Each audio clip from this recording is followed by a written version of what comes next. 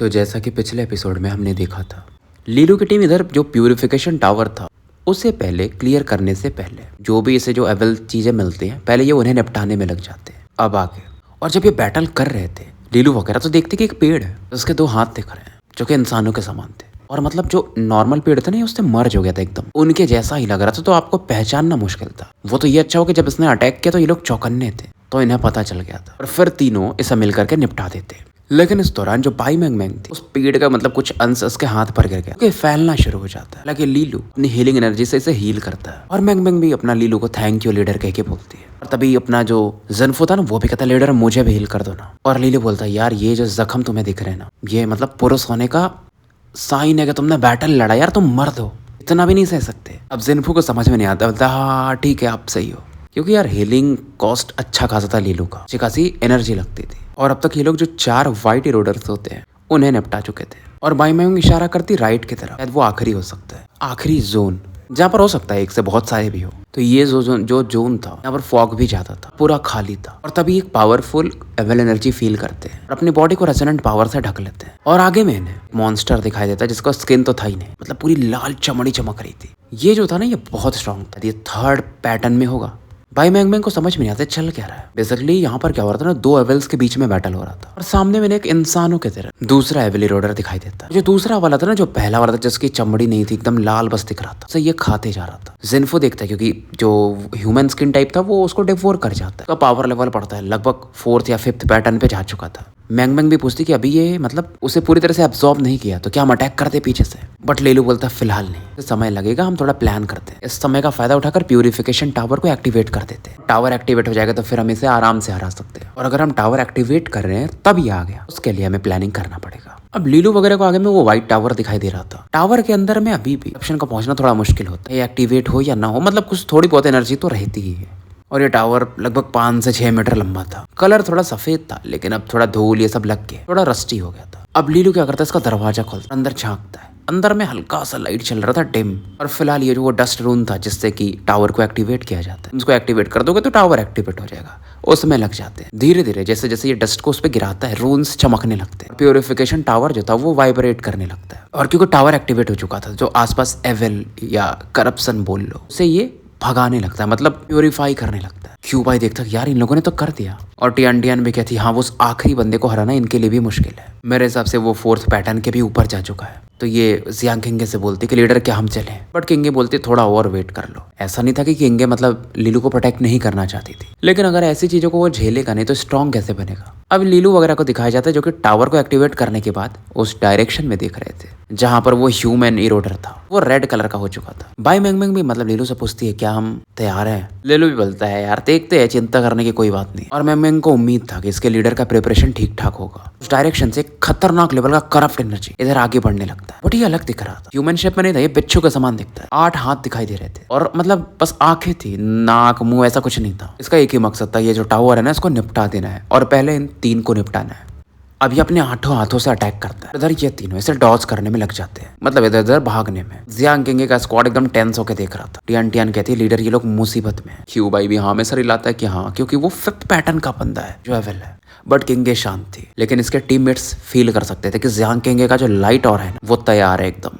अब ये जो मकड़ी था या बिच्छू था जो भी बोल लो, ये सीधा लीलू पर चार्ज करता है। तो इसके हिसाब से सबसे बड़ा खतरा यही है और बहुत तेजी से बढ़ता है। और लीलू एकदम ना किनारे के छोर पे पहुंच गया, किंग एकदम तैयार थी तलवार को लेकर के। वो मकड़ा जब वहां पर पहुंचता है अचानक से ना वो थोड़ा सा दलदल टाइप फील होता है, ये धंसने लगता है। बाई वगैरह भी हैरान हो जाते कि ये क्या था, गड्ढा कब किया इन लोगों ने, और उसके अंदर वाटर रेजोनेंट पावर है। टियान ऐसा कहती, मतलब ये करना क्या चाहते हैं। अब जियांग किंग अपने तलवार को थोड़ा लूज कर देती है कि अब लीलू ने कुछ सोचा होगा तो ठीक ही सोचा होगा। और बाई मैंग मैंग अपना एक अटैक करती है फ्लटरिंग स्टार करके, मतलब बाकी जो भी यहाँ पर आ रहे थे व्हाइट इरोडर से 1-2 कुछ बचे होंगे उनको ये हेलुसिनेट करने लगती है। जिन्फो इधर अपना टेक्निक यूज करता है, ब्लाइट बाइंडिंग्स, शैडो पड़ता है आगे, और ये जो दलदल में धंसा हुआ था इसके हाथों को ऊपर चढ़ने से रोकने लगता है। कहता है कि लीडर बस मैं 4-5 सेकंड तक कर पाऊंगा। अब लीडर थोड़े टॉन्ट पे मारता था जिन्फो को कि तुम यार वल्गर एनिमल हो एकदम। लेकिन इस दौरान एक रेजोनेंस आर्ट प्रिपेयर कर रहा था, ये था टाइगर जनरल लेवल का रेजोनेंस आर्ट, फ्लोइंग शियर।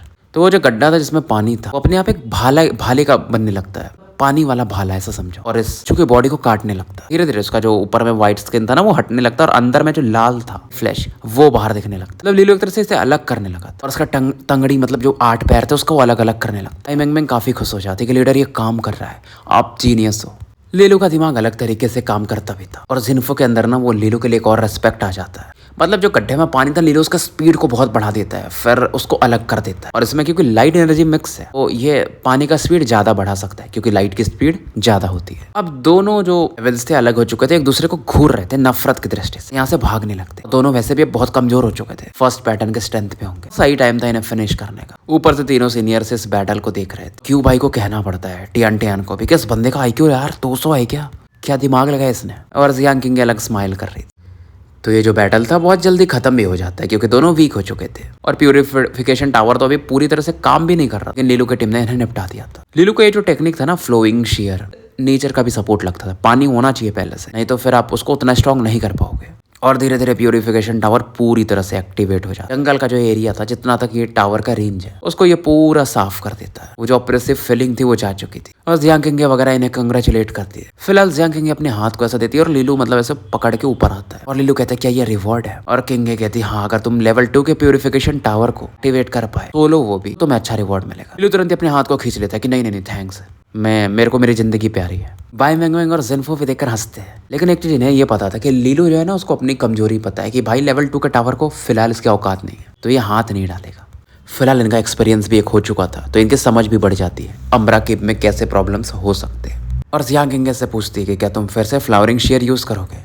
और सही था वो, लेकिन तुम्हें ऐसा नहीं लग रहा काम नहीं किया तो क्या करते। इनका अपना डिस्कशन होता है, लीलू भी अपना बताता है क्योंकि उन्हें इंटीग्रेट हुए ज्यादा समय नहीं हुआ था तो वो फुली मर्ज नहीं थे, इसलिए मैं उन्हें अलग कर पाया और फ्लावरिंग शेयर काम कर गया।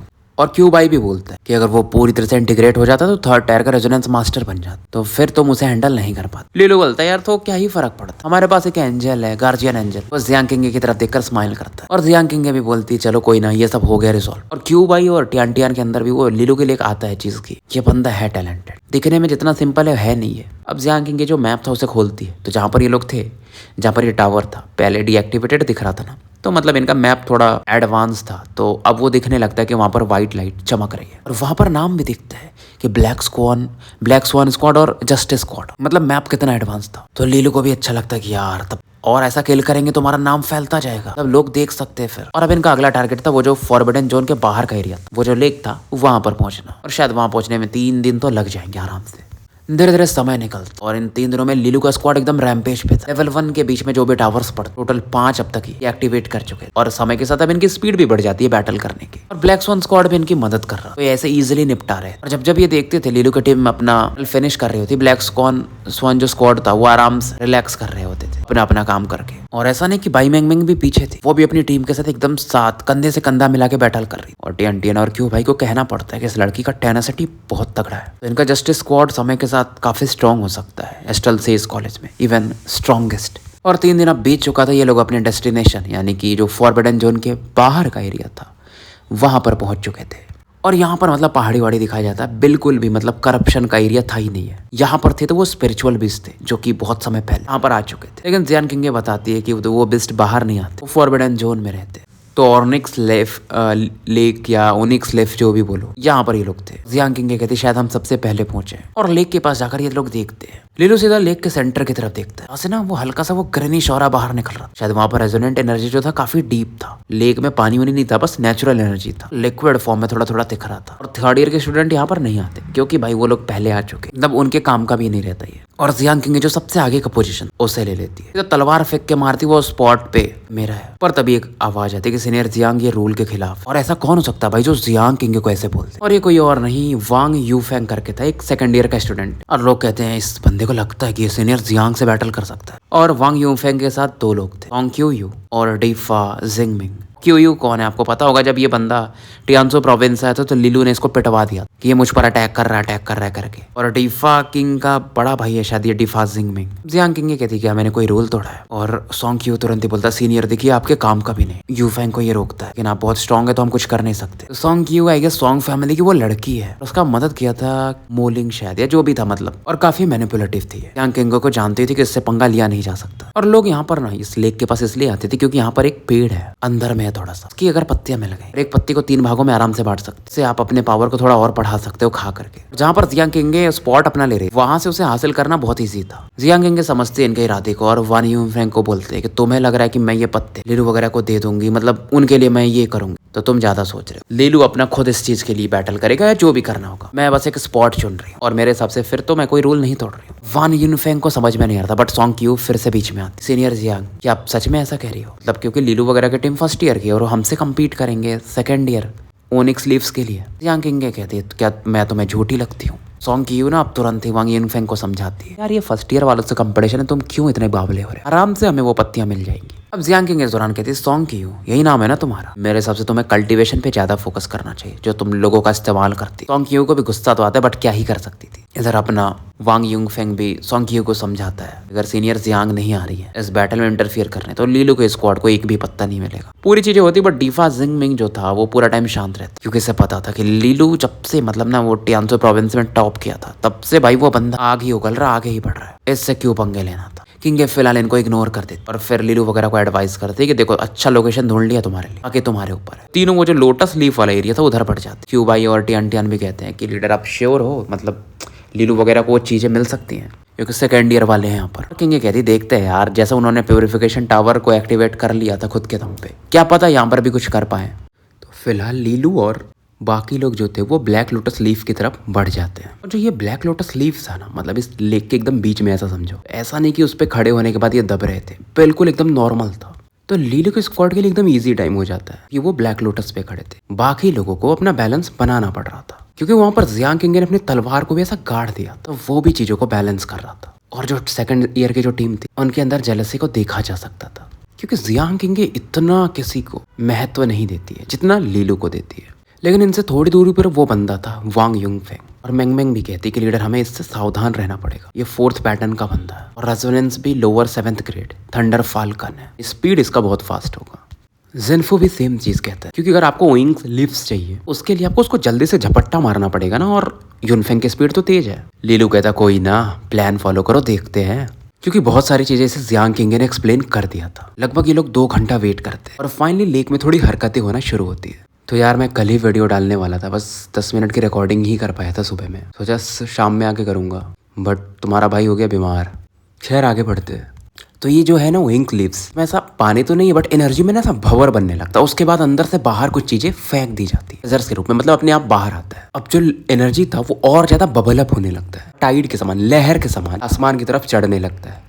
लहर आता है लेकिन लीलू के स्क्वाड को ज्यादा फर्क नहीं पड़ता है। बहुत सारे लोगों की टीम तो ब्लास्ट हो जाती है इन द वे, मतलब बाहर फेंक दी जाती है। और एनर्जी के सेंटर में 3 ब्लैक सिलोहेट्स यानी कि वो ब्लैक लिप्स को दिखाए जाते हैं और इनमें से जो एक स्टूडेंट था, बहुत सारे थे, वो काफी तेजी से उस तरफ बढ़ता है। लेकिन जब तक ये पहुंच पाता है एक सिल्वर धारा के समान तेजी से आगे बढ़ता है और ये था वांग यूनफेंग। देखो 3 पत्ते थे, वो चाहता तो कोई दूसरा भी पत्ता चुन सकता था ना, लेकिन ये जानबूझ करके उसी पत्ते की तरफ बढ़ता है। और ये देख करके सॉन्ग की जो थी वो काफी स्माइल करती है, यांग किंग की तरफ ना वो लुक देती है बट ध्यान से देती है, वो देख न ले। ये चाहती थी कि लीलू को ये मिल जाए लेकिन कोई फायदा नहीं होगा क्योंकि यूनफेंग जानता था लीलू का यहाँ पर कुछ नहीं हो सकता, ना तो वाटर मदद कर सकता है स्पीड में, ना तो वुड उतना मदद कर सकता है। इसका हाथ उस पत्ते की तरफ बढ़ रहा था पर तभी अचानक से यहाँ पर एक लाइट एरो से चमकता है और इसे बीच में ऐसा रुकवा देता ना, भाई अब तीर चलेगी तो आप भी हाथ ऐसा पीछे हटा ही लोगे। इसे समझ में आता है यार ये बच्चा बहुत धुरत है। वान यूनफेंग फिर से पत्ते की तरफ बढ़ता है लेकिन फिर से लीलू तलवार मतलब तीर चलाता है तो जो पत्ती था ना उसका दिशा बदल देता। यूनफेंग को भी थोड़ा गुस्सा आता है और ये एक टेक्निक यूज करता है,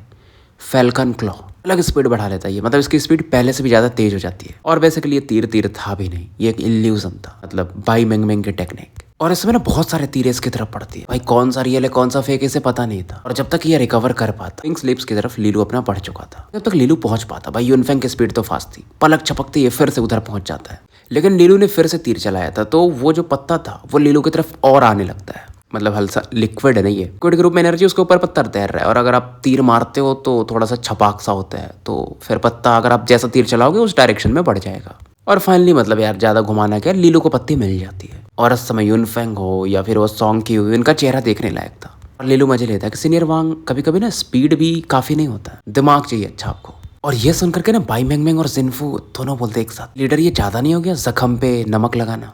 अब यूनफेंग को और गुस्सा आ रहा था, अंदर से एकदम आग बबूला हो रहा था ये। हाँ अगर ये भी अपने टीममेट्स को लेकर आता सॉन्ग की और डिफा जिंगमिंग को, शायद लीलू कुछ नहीं कर पाता।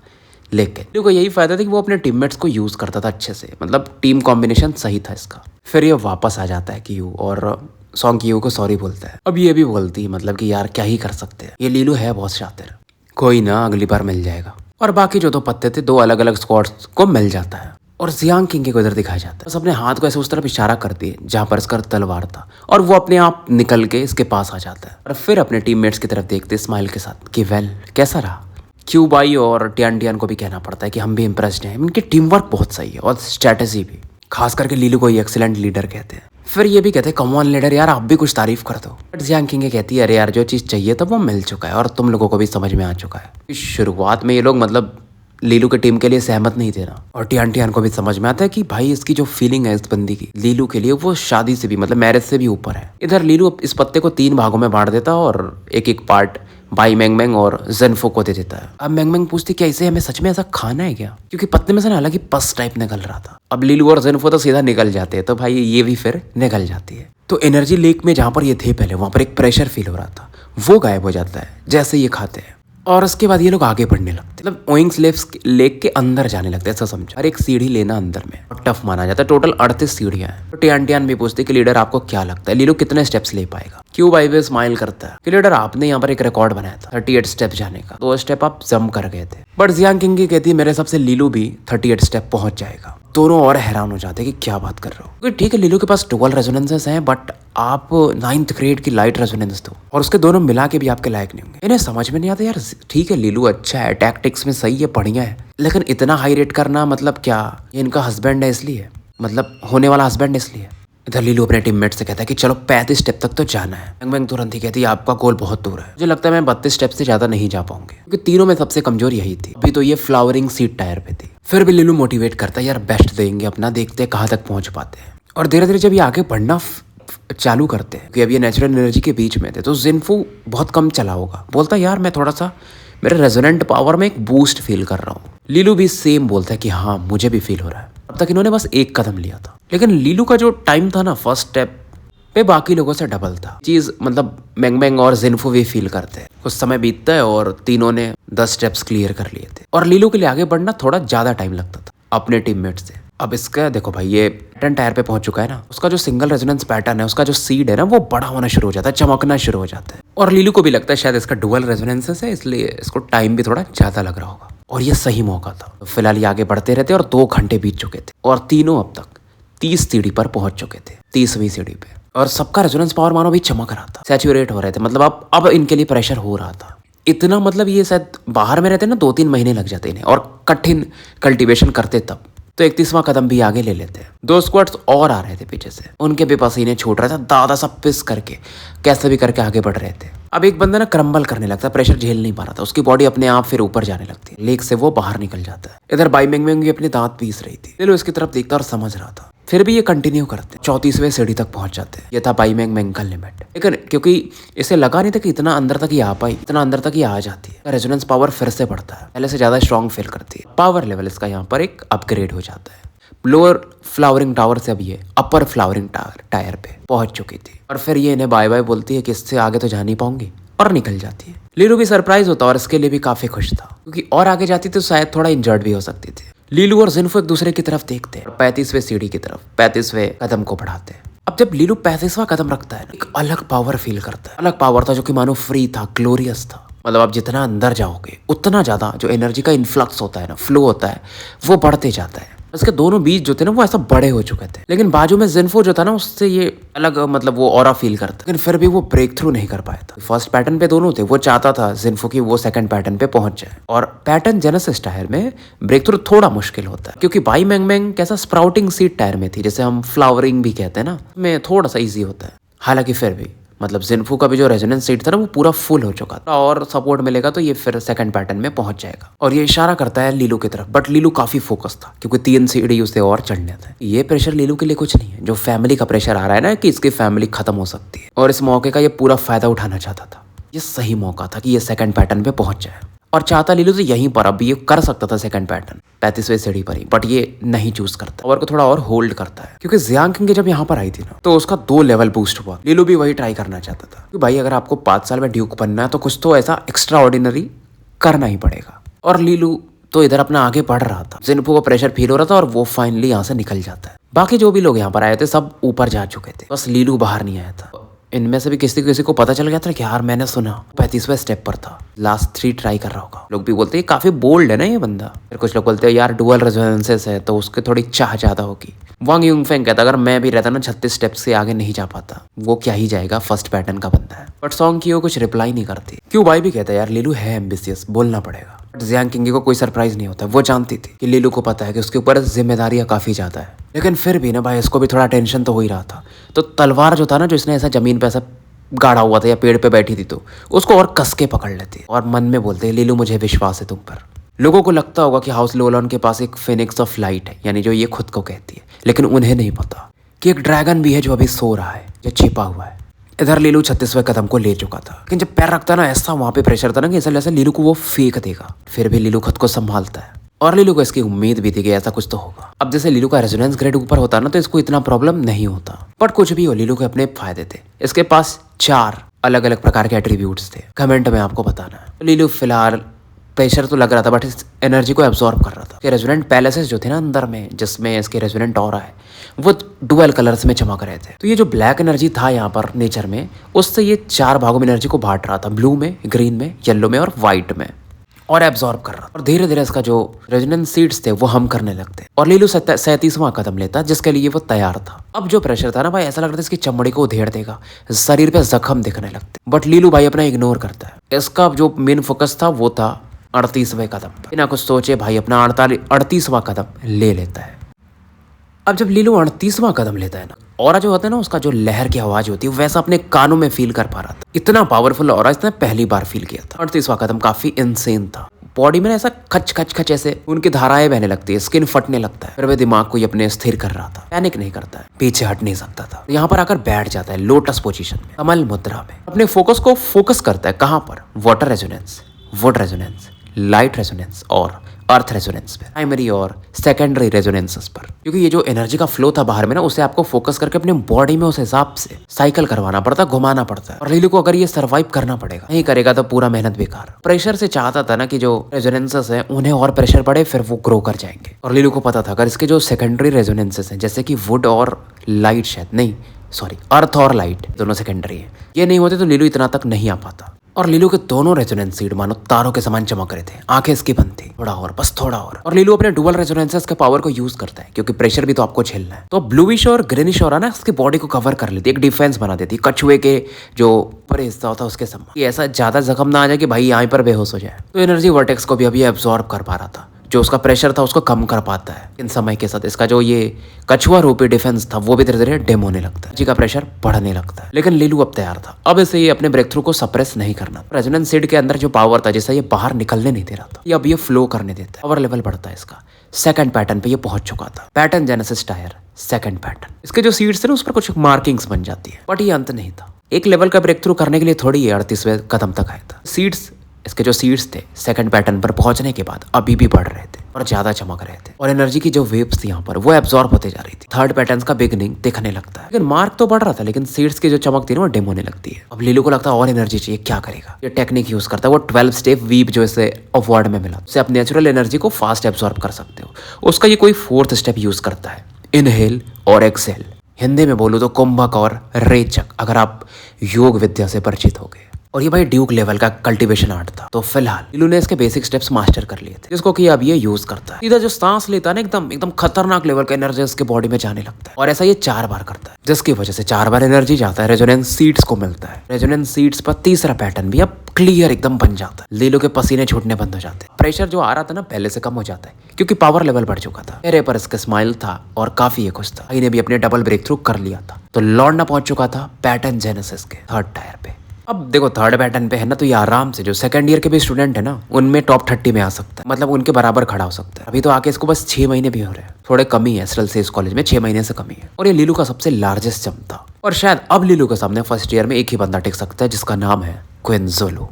वांग हेजू, बाइडोडो वगैरह को ये पीछे छोड़ चुका था। मतलब बैटल तो ये पहले भी उनसे बराबर पे कर ही लेता था ना, बाइडोडो वगैरह को संभाल लेता था डुअल रेजोनेंसेस की वजह से, लेकिन अब पूरी तरह से उन्हें ये बैटल में पछाड़ सकता था। अब एनर्जी तो एब्जॉर्ब कर चुका था। ये लगता है ये 38 स्टेप के नीचे क्या है, ये तो लिमिट नहीं हुआ, कुछ तो नीचे है। थोड़े जो इसके वाटर लाइट बुलेट्स होते हैं ना, वो जो पानी वाली गोली बना के मारता है लौंडा, वो नीचे में मारता। और जब मिट्टियां थोड़ी लगी रहती है जमीन के नीचे में, उसको क्लियर करके देखते तो एक दीवार सा दिखता है, कुछ ब्लैक पेड़ दिख रहा था इसे, ब्लैक पत्ते थे, यही था वो इंक लीव्स, और वो पेड़ था वो इंक्स ट्री। अब लीलो के दिमाग में आता कुछ क्यों ना कुछ और पत्ते तोड़ लेता हूँ, और बाहर में बहुत लोगों को चाहिए तो उन्हें दे सकता हूँ और कुछ फायदा भी कर सकता हूँ, पॉइंट्स वगैरह ले लूंगा उनसे। विन विन सिचुएशन है भाई, उनको भी चाहिए ये पत्ते और मुझे चाहिए पॉइंट्स। खुद को एक चमाट मारता है, क्या बात है लीलो यार, तो गजब सोचता है भाई। सीधा अभी आगे बढ़ता है, लेकिन जाने से पहले एक बार टेस्ट करता है, तीर चला के मारता है, करता उसका तीर गायब हो जा रहा था, प्रेशर और जाता था, भाला भी फेंकता है लेकिन कुछ फायदा नहीं होता। तो धनुष अपना फिर से चढ़ाता है, इस बार अपने दोनों रेजोनेंस पावर को यूज करता है बाण के रूप में। जो लाइट एरो था पहले से काफी स्टर्डी दिखता है, लेंडर दिखता है, मानो धनुष गा रहा हो जब तीर उसके ऊपर प्रत्यंचा के रूप में ये चढ़ाता है, और फिर इसे छोड़ देता है। सीधा पेड़ पर जाके जो कि लगता है ताकि पत्ते ऐसा थोड़ा हरकत होगा तो टूट जाएंगे, और होता भी वैसा है। अब क्योंकि वहां पर लहर थी तो पत्ते देखो यार नीचे तो रहेंगे नहीं ना, ऊपर आना शुरू हो जाते हैं। और लीलू ने वो सिल्क का धागा बना लिया एनर्जी से, जिस तक ये फंसा करके इन पत्तों को फिर और ऊपर खींच लेगा। पहले इसको 8 पत्ते दिखते हैं। खुश हो ही रहा था तभी एक अलग ऑरा फील करता है, प्योर एविल ऑरा, ओइंग लेक की एकदम गहराइयों से आ रहा था, जो कि मानो ऐसे देख रहा था। रोंगटे खड़े हो जाते, समझ में नहीं आता इससे। इसको एक ही चीज समझ में आता कि भाई भागो यहाँ से। पत्ते लेता है हाथ में और भागने लगता है। इसे पता था जो भी चीज है अंदर बहुत पावरफुल है, इसके तो औकात से बाहर है। हमें इस समय काफी नीचे में डार्क गुफा को दिखाया जाता है, जो कि फॉरबिडन जोन के पहाड़ियों के नीचे था। क्रिम्सन कलर के बीस्ट को दिखाया जाता, और उसकी निगाहें पूरा ओइंग लेक की तरफ फिक्स थी। मतलब देखो क्या था ना कि यहाँ पर नीचे में टनल बना हुआ था जिसके थ्रू वो ये जगह फील कर सकता था। और वो बोलता यार ये पावर डुअल रेजोनेंसेस वाला है, कोई और आ गया क्या ड्यूक मुझे चैलेंज करने। बोलता ना ना ना, ये तो रेजोनेंट मास्टर का पावर है, बट इसके पास डुअल रेजोनेंसेस। उसकी लाल आंखों में एक चमक आ जाती है, तुरंत ही लेक की तरफ बढ़ता है। नेचुरल डुअल रेजोनेंस यूजर है लग रहा है, और मैं इस बच्चे को खा जाऊंगा तो मैं भी ड्यूक लेवल पावर के करीब पहुंच जाऊंगा। तो स्टोरी यहीं समाप्त करते हैं और मिलते हैं फिर कल एक नए वीडियो के साथ। तब तक के लिए आपका साथी एनअल्केमिस्ट विदा लेता है।